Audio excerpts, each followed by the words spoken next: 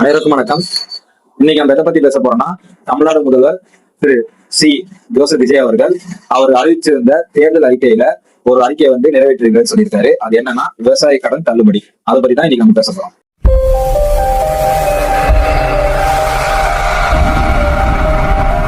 உழவன் அனைவருக்கும் சாப்பாடு கொடுக்குறாங்க. ஆனா இன்னைக்கு அந்த உழவர்களுக்கே சாப்பாடு இல்லை. அதிகமா மழை பெய்ஞ்சாலும் நஷ்டம், மழை இல்லைனாலும் நஷ்டம். விதைகள் விலை உயர்வு, உரம் விலை உயர்வு, மின்சார பிரச்சனை, இப்படி பல பிரச்சனைகள் விவசாயம் மேல வந்துகிட்டு.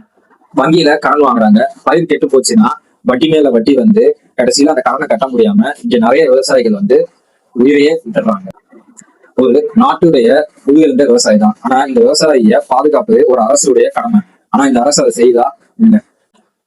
சிறு குறு விவசாய நிலங்களுக்கு தள்ளுபடி சொல்லியிருக்காரு. ஆனா இப்ப அதை எப்படி சொல்லியிருக்காரு அப்படின்னா, சிறு குறு விவசாய நிலம் அப்படின்னா எதுனா 2.5 ஏக்கர் உள்ள நிலங்கள் குறு நிலமும் 2.5 ஏக்கருக்கு மேல, அதாவது 5 ஏக்கருக்கு வரைக்கும் இருந்துச்சுன்னா அது சிறு விவசாய நிலமும் சொல்லியிருக்காரு. இப்ப இந்த கடனை எப்படி பிரிச்சிருக்காரு அப்படின்னா, 50,000 வரைக்கும் விவசாய கடன் வாங்கியிருக்கிற விவசாயிகளுக்கு முழு கடன் ரத்துப்படியும், 50,000 60,000 வரையும் வாங்கியிருந்தாங்க அப்படின்னா அவங்களுக்கு 40,000 ரத்துப்படியும், அதுக்கப்புறம் 60,000 வாங்கியிருந்தாங்கன்னா 30,000 ரத்து பண்றதும், 70,000 வாங்கியிருந்தாங்கன்னா 20,000 ரத்து பண்றதும், 80,000 வாங்கியிருந்தாங்கன்னா 10,000 ரத்து பண்றதும், 90 1 லட்ச ரூபா வரையும் வாங்கியிருந்தாங்கன்னா 5,000 வரையும் தள்ளுபடி பண்ற மாதிரி சொல்லியிருக்காங்க.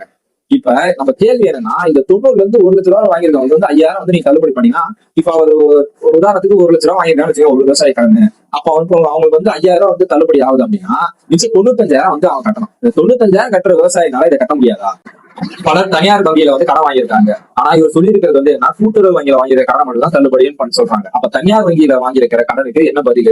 இங்க விவசாயிக்கு என்ன பிரச்சனை அப்படின்னா, அவனோட விளைவிக்கிற பொருளுக்கு சரியான விலை பொருள் கிடைக்காதுன்னு தான் இங்க அவங்களுக்கு பிரச்சனை. இதுக்கு ஒரு தீர்வு கிடைக்காத வரைக்கும் எதுவுமே இங்க சரியாகாது. வங்கியில கடன் வாங்கிக்கிட்டே இருக்கிறாங்க. அந்த வங்கி கடனை ஒரு தடவை தள்ளுபடி மட்டும் பண்ணா போதாது, தொடர்ச்சியா அதுக்கப்புறம் அவங்க கடன் வாங்காத மாதிரி அதை பண்ணணும். தண்ணீர், உரத்தோட விலை, அவங்க விளைய வச்ச விளைபொருளோட விலை, இது எதுவுமே சரியாகிற வரைக்கும் விவசாயி கஷ்டப்பட்டு தான் இருப்பாங்க. 5 ஏக்கருக்கு குறைவான நிலமுள்ள விவசாயிகளுக்கு வேளாண் கூட்டுறவு சங்கங்களில் வாங்கிய பயிர்க்கடன் முழுமையாக தள்ளுபடி செய்யப்படும்.